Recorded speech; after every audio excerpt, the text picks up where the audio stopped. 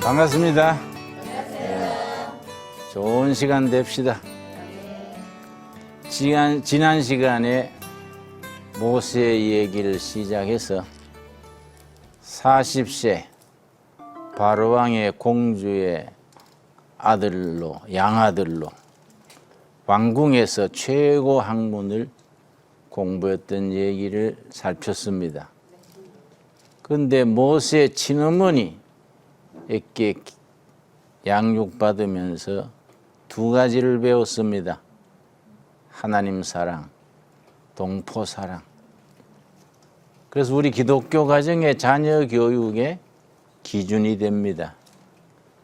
우리는 항상 하나님 사랑, 동포 사랑, 예수 사랑, 이웃 사랑, 교회 사랑, 또 일터, 이웃 사랑 늘 함께 가는 것이 바른 신앙입니다. 그런데 이스라엘 백성들이 요셉 이래로 무려 430년 부르짖고 부르짖었습니다. 부르짖음을 하나님이 들으셨다고 출애굽기 2장에 쓰고 있습니다. 2장 23절. 여러 해 후에 애굽 왕은 죽었고 이스라엘 자손은 고된 노동으로 말미암아 탄식하며 그다음 뭡니까? 부르짖으니. 거기 줄을 칩시다. 부르짖는 신앙. 강제노동, 인권유린, 온갖 왕따 너무 힘들어서 하늘을 향해서 부르짖었습니다. 그 부르짖음을 하나님이 들으셨습니다. 그 고된 노동으로 말미암아 부르짖는 소리가 하나님께 상달된지라. 하나님이 그들의 고통 소리를 그다음 뭡니까? 들으시고. 거기에 줄을 칩시다. 부르짖는 백성, 들으시는 하나님. 두 양팔입니다. 어떤 성경학자가 말하기를 성경 전체를 두 문장으로 줄일 수 있다. 첫째 문장은 땅에서 백성들이 부르짖고 부르짖었다. 첫째 문장. 둘째, 하늘의 하나님이 들으셨다. 성경 전체를 줄이면 두 구절이라는 거예요. 오랜 노예 생활의 백성들이 하늘을 우러러 부르짖었는데 그 부르짖는 소리가 하나님께 상달돼서 하나님이 들으시고 하나님이 아브라함과 이삭과 야곱에게 세운 그 언약을 기억하셨다. 자, 그 응답으로 보낸 사람이 모세라고 지난 시간에 말씀드렸습니다. 자, 그런데 모세가 40에 동족들이 일하는 데 갔다가 사람을 죽이게 됐지요. 노동감독관이 자기 동족을 치는 걸 보고 민족적인 의분심이 일어났어. 감히 하나님의 백성인 우리 자녀를 저 노동감독관이 저렇게 구타해? 무술을 한 사람이라서 탁 급소를 치니까 죽은 거예요. 모래밭에 묻었는데 들통이 난 거예요. 이 소문이 퍼진 겁니다. 15절, 2장 15절. 바로가 이 일을 듣고 모세를 죽이고자 하여 찾는지라. 왜냐? 그 나라 법이 그러니까 누구든지 공무 집행 중인 공직자를 죽이면 바로를 죽인 것으로 간주하는 법이 있었으니까 신분의 고하를 막론하고 사형이에요. 그래 모세를 처형하려고 찾는 거지요. 모세가 바로의 낯을 피하여 미디안 땅에 머물며 하루는 우물 곁에 앉았더라. 그러니까 애굽에서 미디안까지는 중간에 험한 사막이 있어요. 보통 사람은 못 건너지요. 모세는 무술을 단련한 사람이라 그 사막을 건너서 저 변두리 후미진 곳에 가서 이제 미디안 땅까지 갔는데 목이 마르니까 우물가에 앉아 있는 겁니다. 누군가가 물 풀어 오면은 물 좀 얻어 먹으려고. 그런데 그 지역 제사장 이드로라는 제사장이 있었어요. 이름이 이드로인데 전주 이신 아니고 그냥 이드로요, 이드로. 그 딸들이 양떼를 몰고 와서 물 퍼서 먹이려는데 남자 목동들이 와가지고는 여자들이 약하니까 늦게 와가지고는 여자들을 밀어내고 저가 먼저 먹이려 하는 거예요. 그러니까 시비가 일어나지. 우리가 먼저 왔는데 왜 그러세요? 그러니까 시끄러 하고 밀어내니까 모세가 무술한 사람이잖아요. 탁 나서가지고 그럴 때 가만히 있으면 남자가 아니지. 경우들 해야지 그럴 법이 있어? 니는 뭐냐? 그게 모세가 몇 명을 해치운 거지. 그래 그 사람들 쫓아버렸어. 그 사람들은 봉변 다 하고는 어이구 뜨거라 하고는 밀려났지요. 이제 물을 먹이고서는 그 아가씨들이 모세도 이제 물 한 모두 먹고 집에 갔단 말이에요. 아버지 이드로가 오늘은 웬일이냐? 빨리 물 먹이고 왔네? 이러니까 큰딸이 아버지 어떤 나그네가 우리를 도와줬어요. 그 목동들이 우리를 밀쳐내고 저거들이 먼저 먹이려 했는데 어떤 낯선 나그네가 우리를 도와줬어요. 그러니까 이드로가 그러면 그 사람을 그냥 뒀냐? 그때 모시고 와야지. 그런 고마울 때가 있냐? 그 딸들을 다시 보냈어. 우물가에 그 사람 찾아봐라. 그게 모세가 우물가에 갈 데도 없잖아요. 객지에 망명 왔으니까 우물가에 앉아 있었던 모양이야. 만나서 우리 아버지가 좀 오시래요. 그래 대화 갔겠지요? 근데 그 따님들 따라서 제사장 이드로 집에 갔는데 제사장이 대접을 잘 하고 대화하는 중에 갈 데 없는 나그네인 줄 알고 그러면 자네 우리 집 일 도와주고 우리 집에 머무르면 어떻겠냐? 그 집 있게 된 거예요. 그래서 맏딸을 아내로 준 거예요. 그래서 이제 결혼하게 된 거예요. 그런데 결혼해가지고서는 처갓집에서 양떼를 치면서 무려 몇 년을 지냈느냐? 40년이야. 청춘이 다 가버린 거예요. 40년 동안에 얼마나 후회 막심했는지. 내가 40에 그 좋은 자리 있을 때 혈기 한 번 냈다가 내 인생 완전히 망가졌구나. 그게 어디에 표가 나느냐 하면은 그 이드로의 맏딸하고 결혼을 했지요.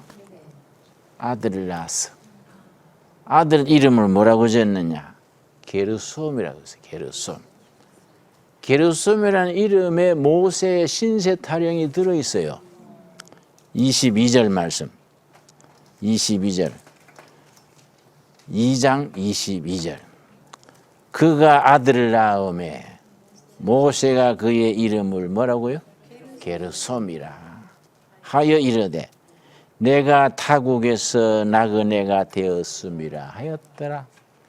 게르솜이라는 이름의 뜻이 뭐냐면은 내가 나그네길에 덧없는 세월이 흘러간다.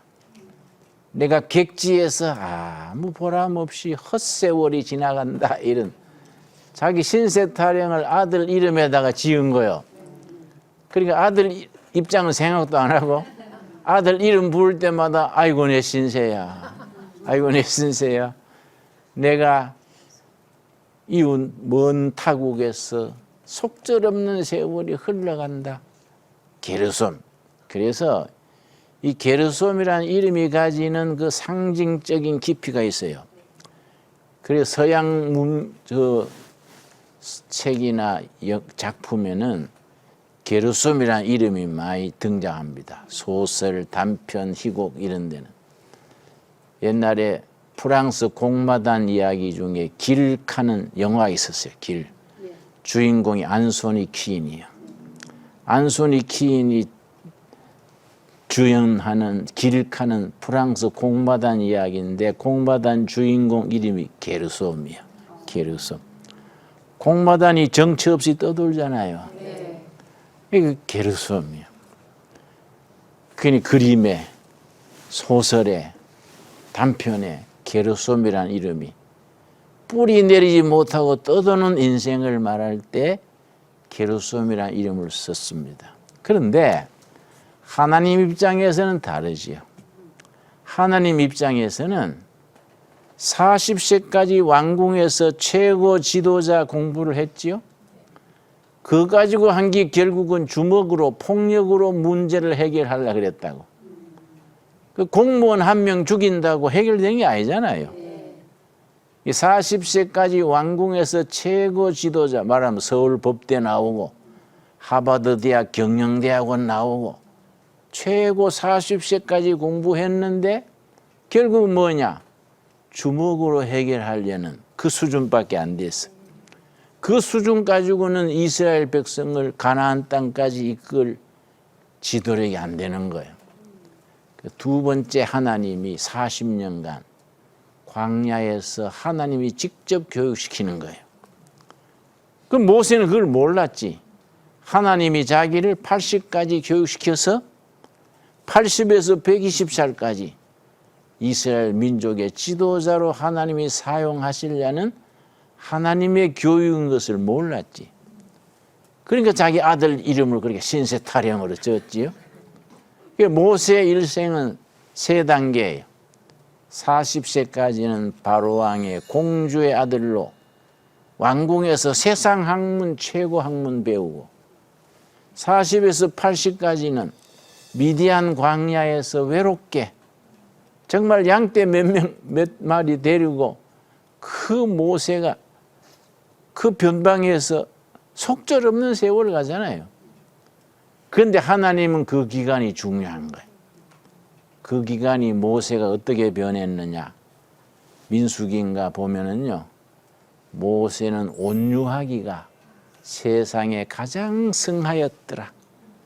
가장 온유한 사람으로 바뀐 겁니다. 40에는 어땠습니까?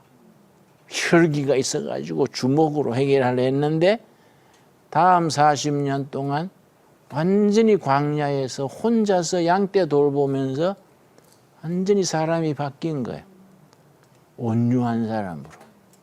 온유라는 것은 부드러운 걸 말합니다. 부드러운 거. 부드러운 사람. 나부남 그러죠. 나부남. 나도 부드러운 남자다. 나부녀. 된장녀가 아니고 나부녀. 부드러운 여자다. 온유한 사람으로 바뀐 겁니다. 왜냐? 지도자가 되려면 온유해야지 지도자가 성질 부리고 신경질 부리고 그러면 안 되잖아요. 응? 내 친구가 중소기업 사장인데 장로예요. 아이고 요새 일꾼들 못 써먹겠어. 김 목사 우리 회사에서 직원들이 내 별명을 뭐라 한지 알아? 그 뭔데? 그러니까 왕핏대래. 왕핏대. 핏대를 자꾸 내니까 왕핏대래. 사장이 핏대 내면 안 되지. 그랬더니 요새 젊은 것들 핏대 안 내고 못 부려먹는다. 그래서 어이 사장 하려면 참아야지. 그런다고 이 더 잘 되는 거 아니에요. 성질만 나빠져. 응?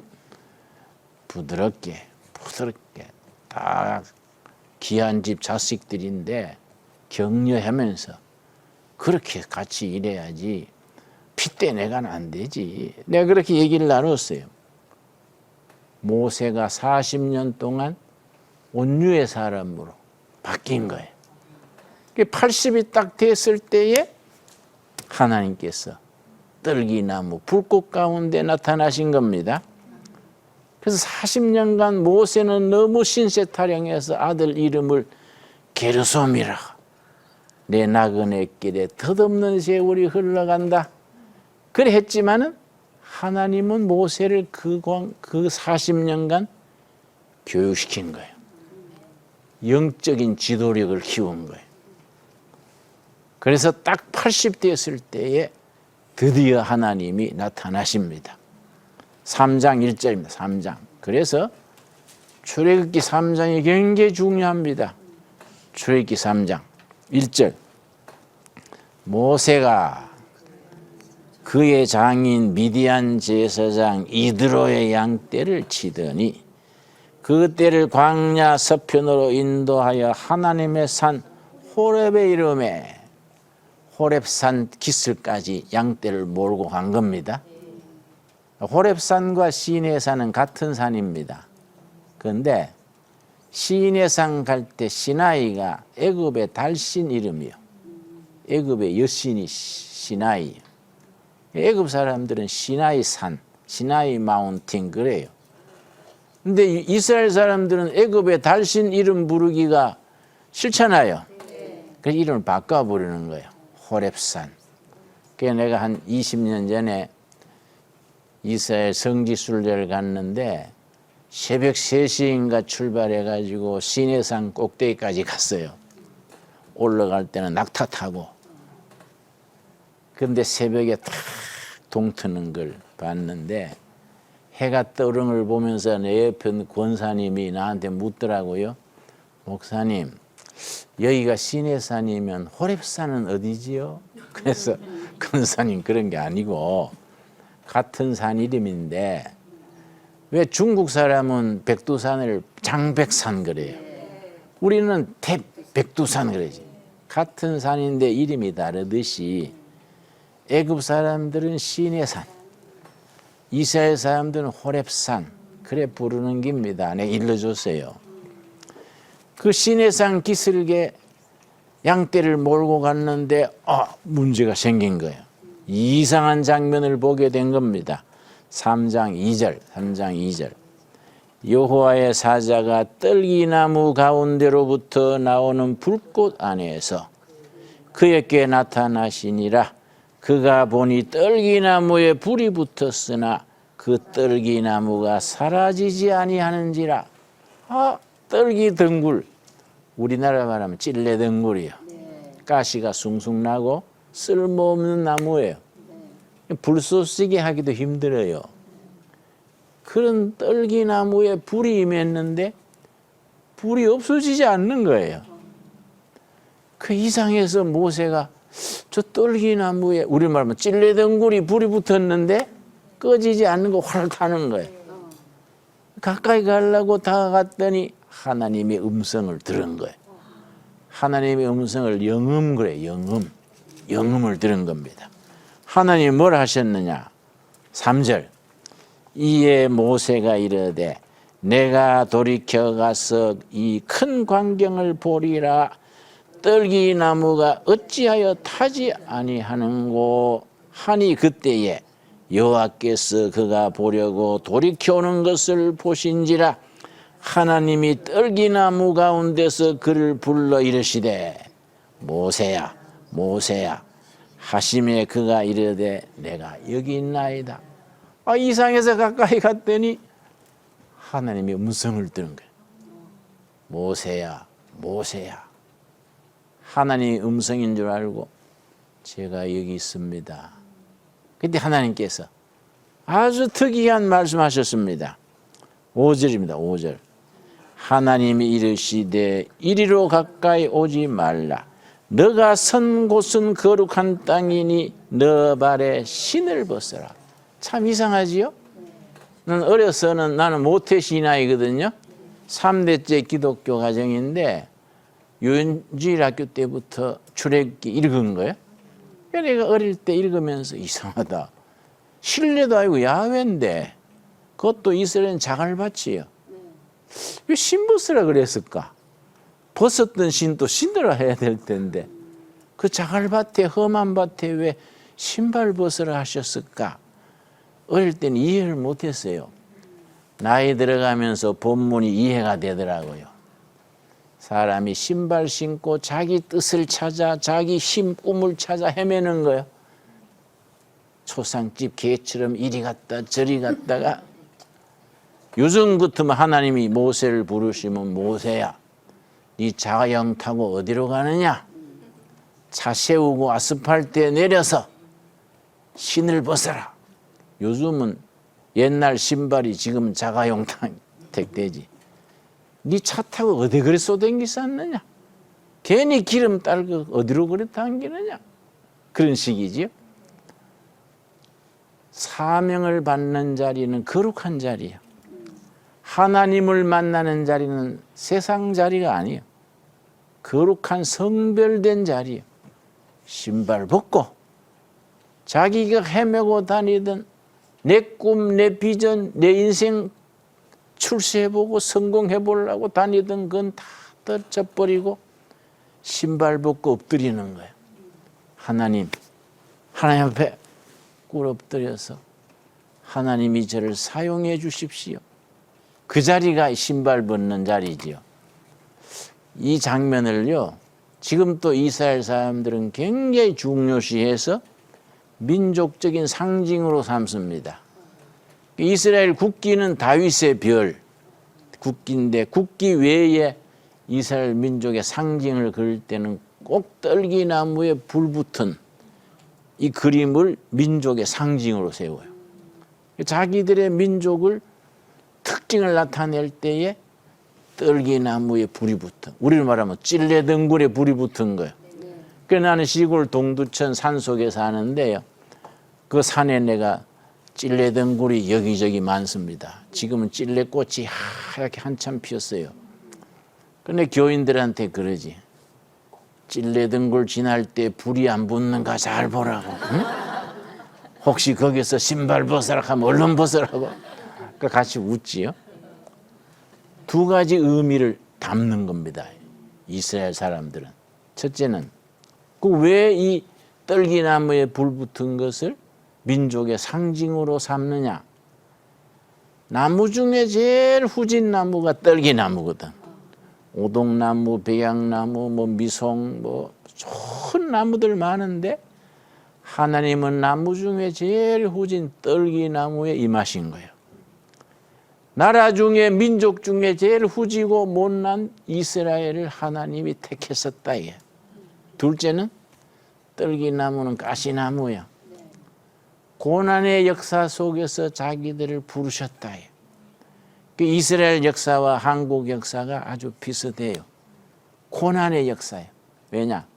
지정학적 위치가 그렇습니다. 이스라엘은 세 대륙이 합쳐지는 자리에 있습니다. 아시아, 유럽, 아프리카 합쳐지는 꼭지점에 이스라엘 나라가 있어요. 남쪽에 에집트, 북쪽에 아시리아, 바벨론, 페르시아. 강대국이 일어날 때마다 이스라엘 거쳐서 정복에 나서는 거예요. 항상 이 민족의 침략과 전쟁에 시달려요. 우리 민족도 한 가지예요.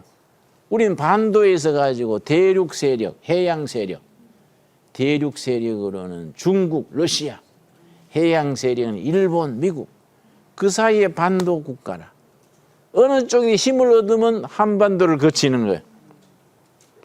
그래서 청일전쟁 같은 전쟁은 일본하고 청국이 전쟁하는데 전쟁터는 평양이에요.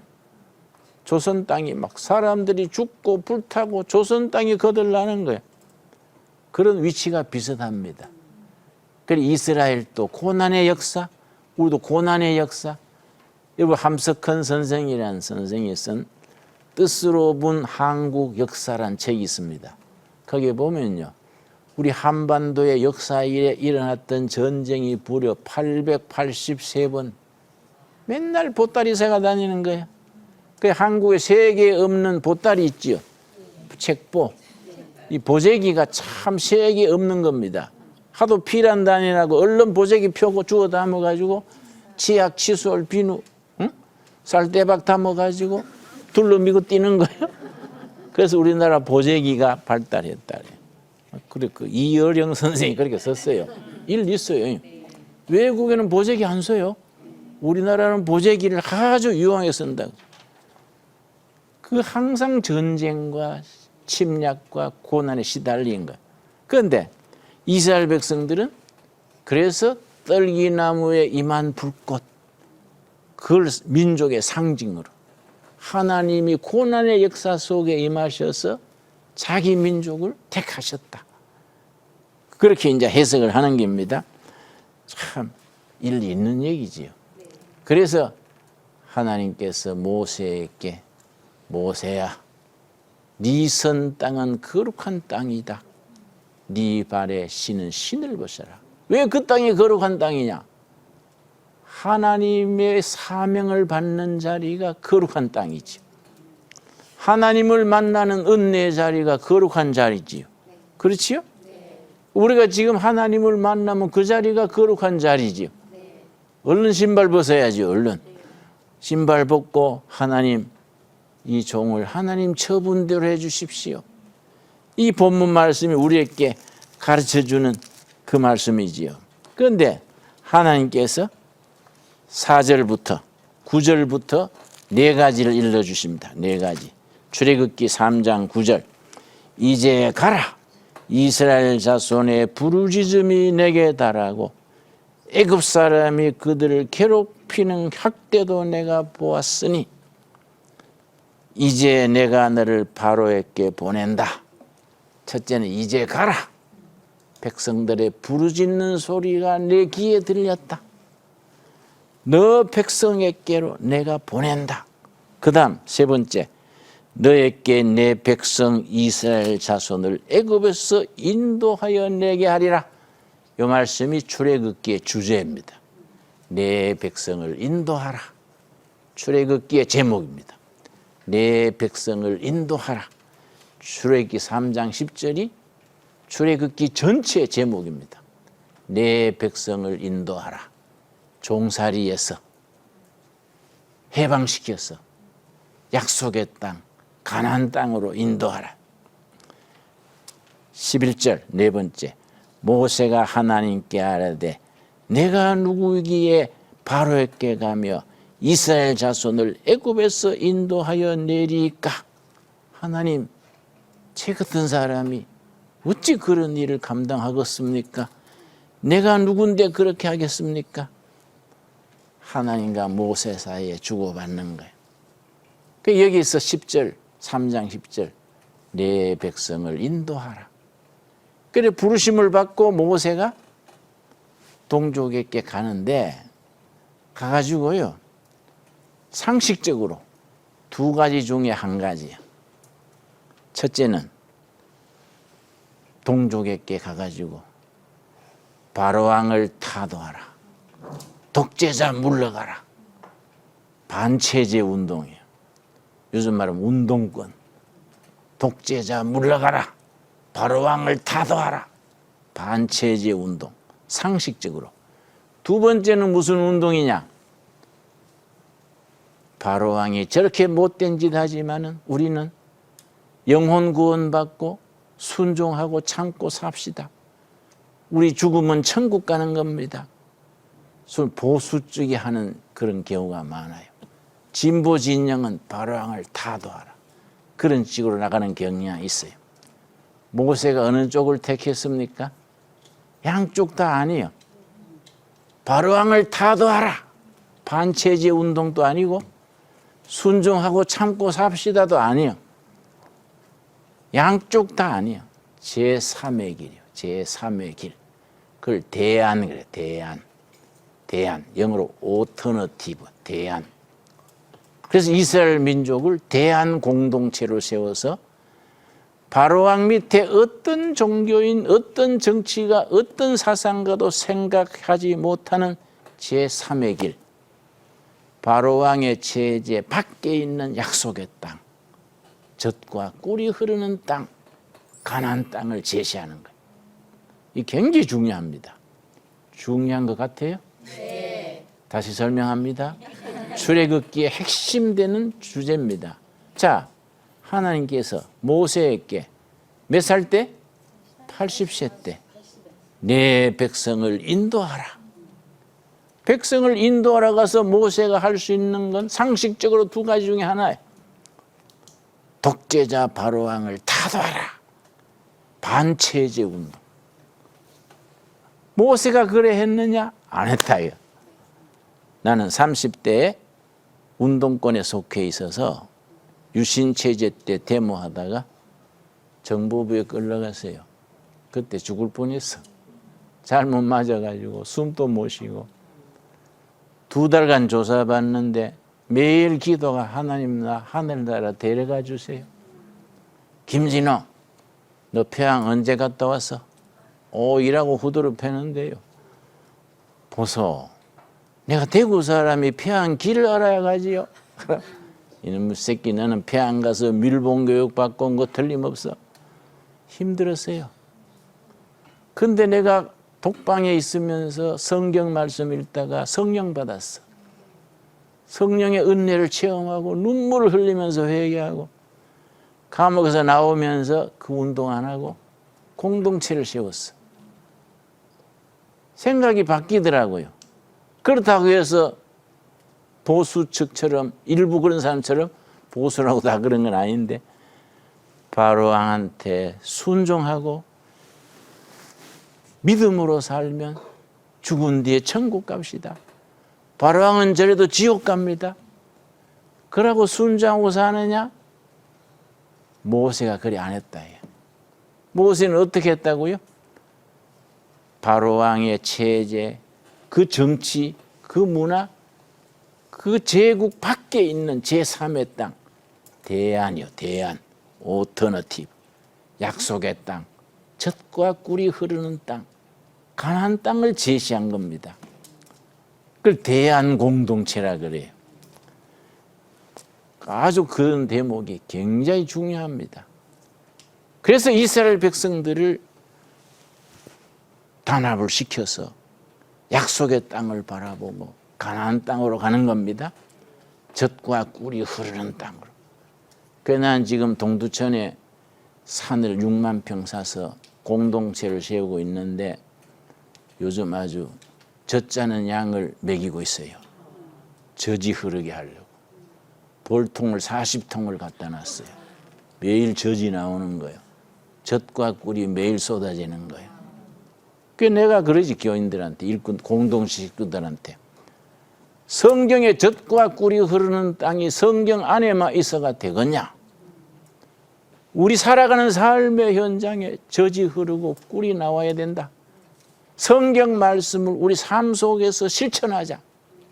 우리 집사람은 젖 나올 나이는 좀 지났다. 그럼 어떡하냐? 유산양 먹이자, 산양.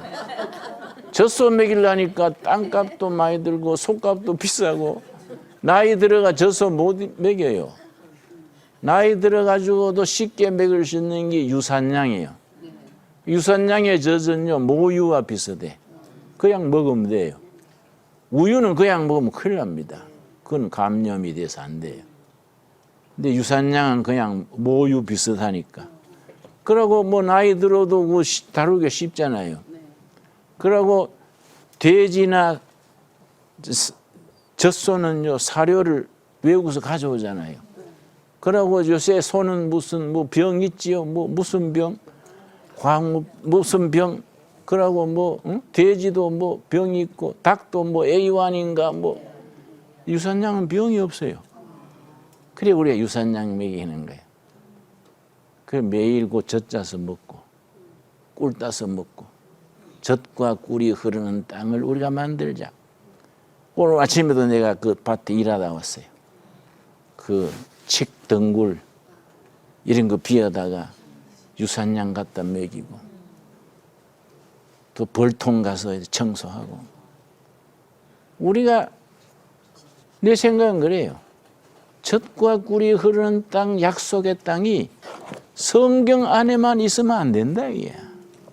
우리 살아가는 삶 속에서 세상 사람들이, 세상 정치가, 세상 일꾼들이 이루지 못하는 하나님의 뜻을 땅에 이루어 나가야 된다.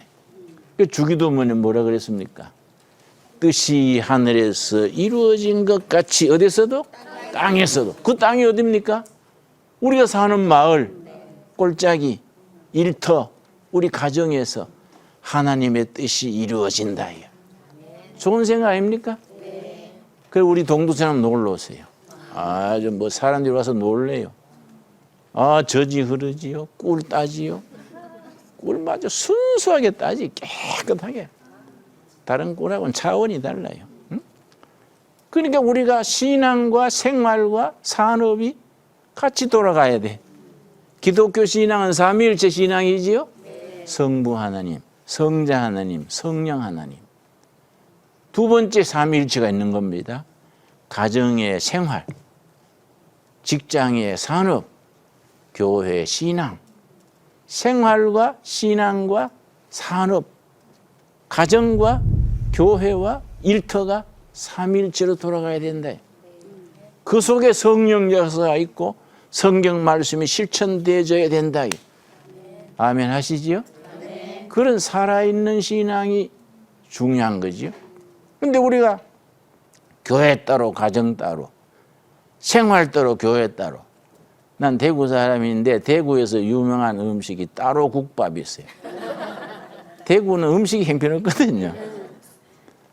근데 대구에서 그나마 주황통 나가면 따로 국밥집이 쭉 있어요. 국 따로 밥 따로 따로 국밥이라고. 내가 대학 시절에 주황통 나와가지고 친구들하고 가서 아줌마 따로 국밥 주세요. 피 많이 넣어주세요. 소피 넣어주는 거예요. 따로 소피 국하고 밥하고 따라주는 거예요. 따로 국밥 피 많이 넣어주세요. 그러면 예 총각 많이 넣어드릴게요. 이때 따로 국밥이야. 우리 신앙생활이 따로 국밥처럼 신앙 따로 생활 따로 가정 따로 교회 따로 돌아가면 안 된다. 이게. 생활 속에 신앙이 있고 우리 일터 안에 신앙이 있고 기도가 있고 하나님의 응답이셔야지요. 그런 신앙을 우리가 나아갈 수 있게 되기를 바랍니다. 자, 그랬는데 모세가 하나님 앞에 아주 중요한 질문을 했습니다. 13절이지요. 3장 13절. 굉장히 중요합니다. 이 3장 13절이. 모세가 하나님께 아뢰되 내가 이스라엘 자손에게 이르기를 너희의 조상의 하나님이 나를 너희에게 보내셨다 하면 그들이 내게 묻기를 그의 이름이 무엇이냐 하리니 내가 무엇이라고 그들에게 말하리까? 나이 80에 하나님께서 내 백성을 인도하라 하니까 하나님 내가 모처럼 40년 만에 동조한테 가가지고 하나님이 나를 구하라고 보냈다 그러면 너를 보낸 신이 누구냐? 그럼 누구라 대답할까요? 이 질문이요 아주 많은 걸 담고 있습니다. 왜냐? 그 시대는 다실론의 시대라. 이 꼴짜기 저 꼴짜기 전쟁하면은 이 나라 저 나라 전쟁하면은 어느 쪽이 이긴다고 생각했냐면 신이 센 쪽이 이긴다는 거예요. 신이 많은 거예요. 조라스타 신, 바알 신, 아세라 신, 태양 신. 그 히랍 신화 알지요? 신들이 많잖아요. 그 시대는 다실론의 시대라. 우리가 그냥 신관 그래도 무신론, 유신론 있지요. 신이 없다는 무신론, 신이 있다는 유신론. 신이 있다는 유신론에도 세 가지로 갈라집니다. 그냥 다 하나님 믿는 게 아니에요. 첫째는 고대 사회에 유행했던 다실론. 근데 아시아에서 일본이 다실론입니다. 한국은 유일하게 유일신. 그 이스라엘 전통과 우리가 딱 맞아요. 그러니까 우리나라 하나님 잘 믿는 거예요.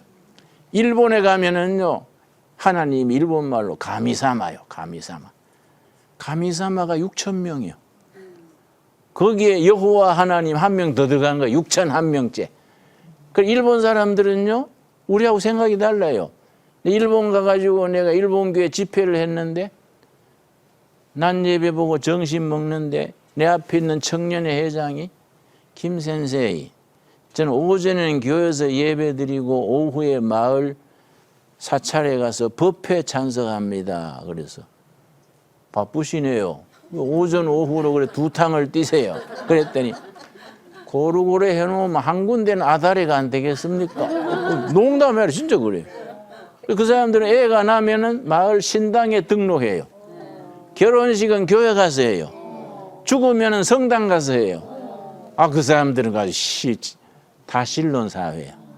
또 중국은요, 하나님을 상제 그래. 황제 위에 상제야. 중국은 하나님이 좀 이상해요. 응? 상제 위에 있는 상제. 그런데 우리 한국인 조선 사람만 하나님. 창조주 하나님을 높일 때는 하느님. 한 분 하나님 강조할 때는 하나님. 그러니까 천주교에서는 하느님을 많이 써요. 천주, 하느님. 우리 프로테스탄트 개신교는 어느 쪽입니까?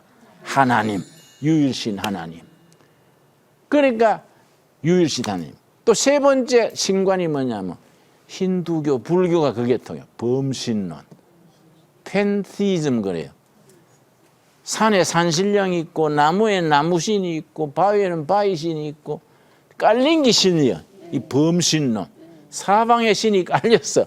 팬티즘, 범신론.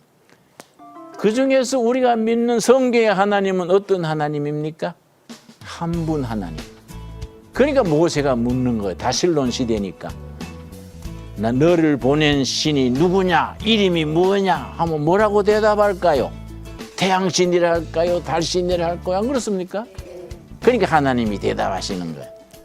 다음 시간에 그 아주 참 중요한 하나님이 대답을 같이 공부하도록 합시다. 오늘 여기까지 공부하겠습니다. 감사합니다.